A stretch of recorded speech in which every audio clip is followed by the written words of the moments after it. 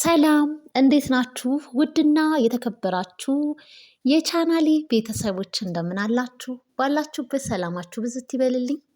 ዛሬ ደግሞ በምግብ ስራ ተከስቻለሁ ማለት ነው። ምግብ አብረን እንሰራለን። የምግቡ ስም እንግዲህ ሩዝ በአትክልት። ሩዝ በአትክልት ለመስራት በዋነኛነት የምንጠቀመው ሽንኩርት እንዲህ ከትፌ እያበሰልኩኝ ይገኛለሁ ከትንሽ ዘይት ጋር። ሩዝ ስንቀቅልም ሆነ እንግዲህ ስንሰራ ዘይት መብዛት የለበትም። ዘይቱን ካበዛ ነው የማጨማለቅ ባህሪ ይኖረዋል ማለት ነው። ስለዚህ ፍርፍር ያለ ያልተያያዘ ለአይን የሚስብና የሚማርክ ምግብ ለመስራት የምንጠቀማቸውን ግብአቶች በአግባቡ ቢሆኑ ይመረጣል ማለት ነው። ሩዝ በአትክልት ለመስራት የተጠቀምኩት ግብአት ሽንኩርቱን ከዘይት ጋር ጥብስ አድርጌ ማብሰል። በመቀጠል እንግዲህ ፈቅፍቄ ያዘጋጀሁት ካሮት ነበረ፣ እሱንም አደረግኩበት። ጤናማና በጣም የሚጥም ተበልቶ የማይጠገብ የማይሰለች ሩዝ በአትክልት ነው እየሰራሁኝ ያለሁት ማለት ነው። እንግዲህ ካሮቱ ከሽንኩርቱ ጋር እንዲህ አብሮ ከበሰለ በኋላ የአተር እሸት በአረብኛ ባዜላ ይባላል። አብዛኞቻችን እናውቀዋለን። እና ይህንን የሚያምር እሸት አንድ ላይ ጥብስ አደርገዋለሁ ማለት ነው። ለከለርም ብትሉ ስትመገቡትም ቴስቱ በጣም ነው የሚጥመው። ምግብ እንግዲህ በመጀመሪያ የሚመገበው አይን ነው። በአይናችን አይተን ያልወደድነውን ምግብ ፈጽመን ልንመገበው አንችልም ማለት ነው። እንዴት እንደሚያምር በእውነት ሲጥም ደግሞ ማለት ነው። ብዙም ጊዜ ሩዝ በዶሮ ስጋ ነው የምንመገበው የምትሉ ብዙ እህቶቻችን አላችሁ። በተቻላችሁ መጠን ምግብ ብትሰሩ ቤት ባፈራው አንድ አይነት ምግብ ከምትመገቡ እንግዲህ በነ ማዳም ኪችን ውስጥ ቤት ያፈራውን ነገር ተጠቅማችሁ ሰርታችሁ ለመመገብ ሞክሩ። እናም እንግዲህ ይህንን አንድ ላይ እንዲህ በደንብ አድርጌ ካበሰልኩት በኋላ ኮርን ስዊት ጣፋጭ በቆሎ በጣሳ ታሽገው የሚሸጡ አለ አይደለ? እሱን ተጠቅም ያለውኝ። ብዙ ግብአቶችን መጠቀም ድንችን በትናንሹ ከትፋችሁ መጠቀም ትችላላችሁ። እኔ ግን አልፈለግኩኝም። እንደገና ደግሞ ፉትር ወይንም ሙሽሩም እሱንም መጠቀም ትችላላችሁ። በጣም ያጣፍጠዋል። ነገር ግን እኛ ቤት ህፃናት ልጆች ስላሉ ስለማይመገቡልኝ እሱን ነይ ለቅመሽ አንሺ ነው የሚሉኝና ሙሽሩም አላደርግም።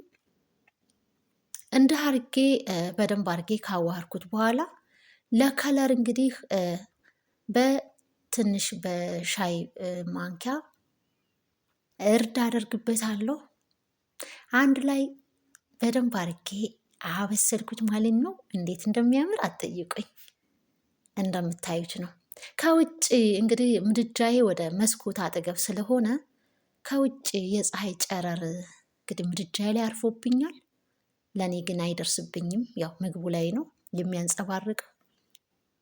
ይሄንን እንግዲህ በደንብ አድርጌ ጥብስ ካደረግኩት በኋላ ሩዝ ለብቻው በሞቀ ውሃ ዘፍዝፌ አዘጋጅቼ አጥቤ አዘጋጅቻለሁ። እሱን አደርጋለሁ ማለት ነው። ተበልቶ አይጠገብም። በእውነት የምሬን ነው የምነግራችሁ። እና እንደዚህ ሰርታችሁ ተመገቡ። ለዚህ ማበያ ደግሞ ከፈለጋችሁ ሰላጣ እናንተ በፈለጋችሁት ማለት ነው። እንዲሁም ደግሞ የምትፈልጉ ደግሞ አሳ ጥብስ ማለት ነው። እኔ አሳ ጥብስ ነው ያዘጋጀሁት። ነገር ግን አሳ ጥብሱን ሳዘጋጅ አልቀረጽኩትም ማለት ነው። አልተመቸኝም። ካለኝ ጊዜ አንጻር ብዙም አልተመቸኝም። ያው አንድን ምግብ ለመቀረጽም ሆነ ለመስራት እንግዲህ ብዙ ሰዓት እንደሚወስድብን ታውቃላችሁ ኪችን ውስጥ።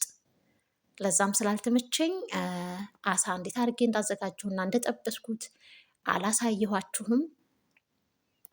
እሱንም አስፈላጊ ከሆነ በሌላ ቪዲዮ በሌላ ጊዜ ላሳያችሁ እችላለሁ ማለት ነው። ሆኖም ግን እንግዲህ ይህንን ሩዙን ከአትክልቱ ጋር በእንደዚ አይነት መልኩ ሚክስ አድርጌ ጥብስ እያደረግኩት እገኛለሁ። ከዛ ትንሽ ብሬክ ካደረገ በኋላ እንግዲህ ስናማስለውም ሩዙ ስብርብር የሚል ባህሪ እንዳይኖረው ቃስ ብለን ገልበጥ ገልበጥ በማድረግ ብቻ ልናዋህደው እንችላለን ማለት ነው። ከዛ የፈላ ውሃ አዘጋጅቻለሁ። ትንሽ እንግዲህ ያው ሩዝ ላይ ውሃ ከበዛም የመብካት ባህሪ ያለው መጠኑን ጠብቃችሁ እንግዲህ ነው ውሃ መጠቀም ያለባችሁ። ዘይት ከበዛ ውሃ ከበዛ ሩዝን ያበላሸዋል ማለት ነው። ስለዚህ ልንጠነቀቅለት ይገባል። ምግብ ስንሰራ ሩዝ ላይ ዘይት ማብዛት እንዲሁም ውሃ አስፈላጊ አይደለም፣ በመጠኑ መሆን አለበት። የፈላ ውሃ ስለሆነ እዩት።